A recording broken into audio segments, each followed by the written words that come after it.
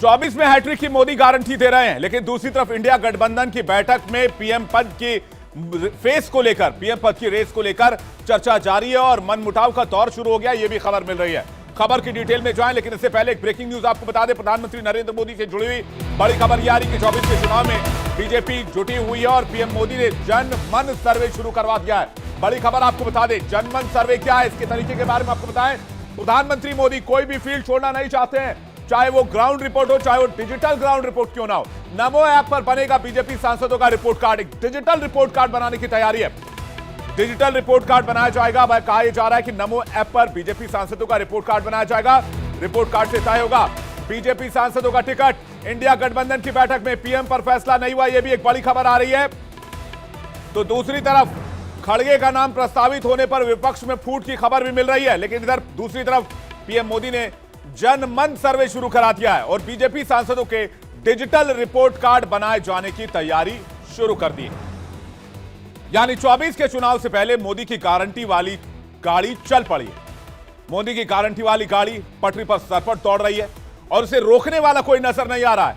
3 राज्यों में प्रचंड जीत के बाद मोदी अपने तीसरे टर्म को लेकर पूरी तरह से कॉन्फिडेंट नजर आ रहे हैं और कहा जा रहा है कि मोदी की गारंटी वाले ट्रिक से 24 में बीजेपी की हैट्रिक तय है। आपको सुनवाते हैं प्रधानमंत्री कितने कॉन्फिडेंट हैं तीसरे टर्म को लेकर।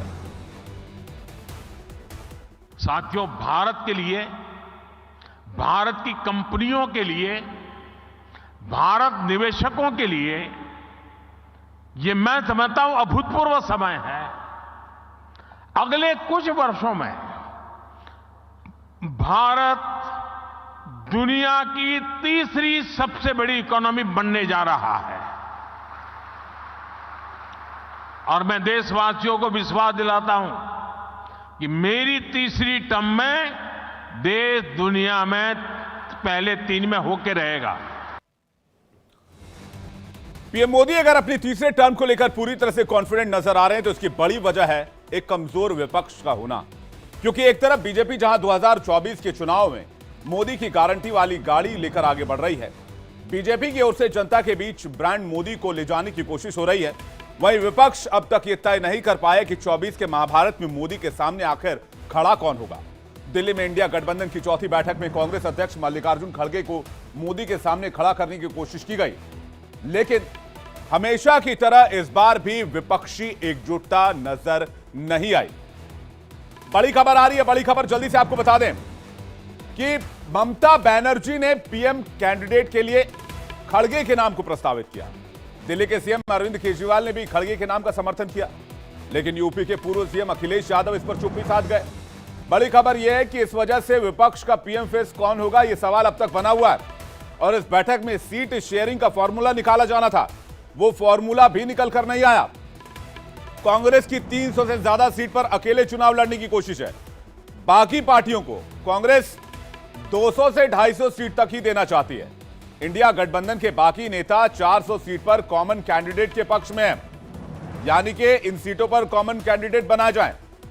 यानी विपक्ष की इस बैठक में यह जरूर तय हो गया कि 24 की जंग कम से कम मोदी के सामने राहुल गांधी तो चेहरा नहीं होंगे, हालांकि इस पर सहमति बननी बाकी है।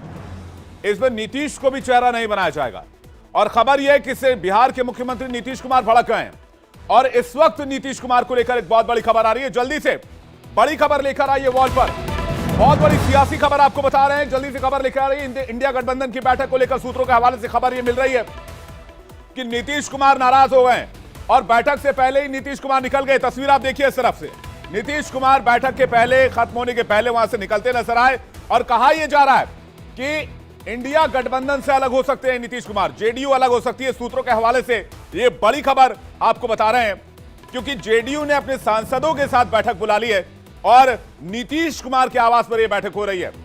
आगे की रणनीति पर चर्चा की जा रही है। इस वक्त की बड़ी खबर आपको बता दें, आपको याद होगा जिस तरह से पोस्टर लगाए गए थे, एक ही निश्चय एक ही नीतीश के नारे लगाए गए थे, लेकिन अब जब खड़गे के नाम का प्रस्ताव रखा गया तो नीतीश कुमार नाराज बताए जा रहे हैं। अब आपको बता दें कि जेडीयू की ओर से बयान और पोस्टर के जरिए नीतीश को कैंडिडेट बनवाने के लिए लगातार प्रेशर बनाया जा रहा था और कैंपेन भी चलाया जा रहा था और यह भी कहा जा रहा था कि पीएम उम्मीदवार बनने के लिए ही नीतीश ने बिहार में बीजेपी का साथ छोड़ा था, लेकिन अचानक से रेस में खड़गे सबसे आगे निकल गए। इससे नीतीश कुमार का सपना टूटता नजर आ रहा है और ऐसे में अंदर की खबर यह है, सूत्र ये बता रहे हैं कि जल्द ही इस गठबंधन से नीतीश कुमार अलग भी हो सकते हैं। साफ है कि 24 के चुनावी समर में मोदी को रोकने के लिए विपक्ष चक्रव्यूह तैयार तो करना चाहता है, लेकिन उसकी तैयारी को देखकर ऐसा लग रहा है जैसे उसने खुद ही इस चक्रव्यूह को अपने लिए बुन लिया हो और मोदी के सामने अब वो सरेंडर करते नजर आ रहे हैं। तभी तो 28 दल के नेता काफी मंथन के बाद भी मोदी के सामने खड़गे का चेहरा ही लेकर आ पाए और अब इस पर भी महाभारत शुरू हो गया है और लग रहा है कि चुनाव आते आते इंडिया गठबंधन में 28 पार्टियों के नहीं बल्कि कांग्रेस, आम आदमी पार्टी और टीएमसी का गठबंधन ही बचेगा। और इससे जुड़ी एक और बड़ी खबर जल्दी से आपको बता देते हैं। आइए देखते हैं बड़ी खबर लेकर आइए। बड़ी खबर यह मिल रही है कि आरजेडी भी इस खबर से नाराज है। नीतीश के साथ लालू के नाराज होने की खबर भी सामने आ रही है, क्योंकि लालू यादव ये चाह रहे हैं, आरजेडी ये चाह रही है कि राहुल गांधी के नाम को आगे बढ़ाया जाए as a PM face, as a PM candidate. और इसलिए खबर ये आ रहा है कि आरजेडी भी नाराज है। शरद पवार भी राहुल के नाम पर सहमत हैं। नीतीश के साथ लालू के भी नाराज होने की खबर आ रही है।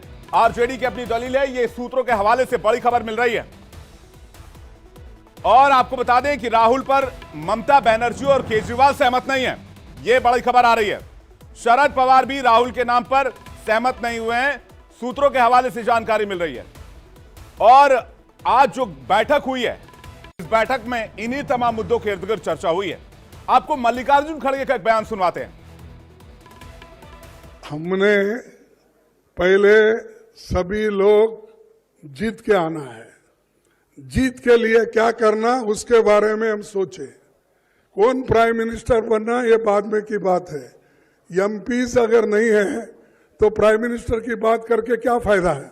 तो इसीलिए हम पहले अपनी संख्या बढ़ाने के लिए एक होकर सभी लोग लड़के हम मेजॉरिटी लाने की कोशिश करेंगे। यानी मल्लिकार्जुन खड़गे का इशारा समझा जा सकता है। मल्लिकार्जुन खड़गे ये कह रहे हैं कि 24 के चुनाव के नतीजे में जिस पार्टी के पास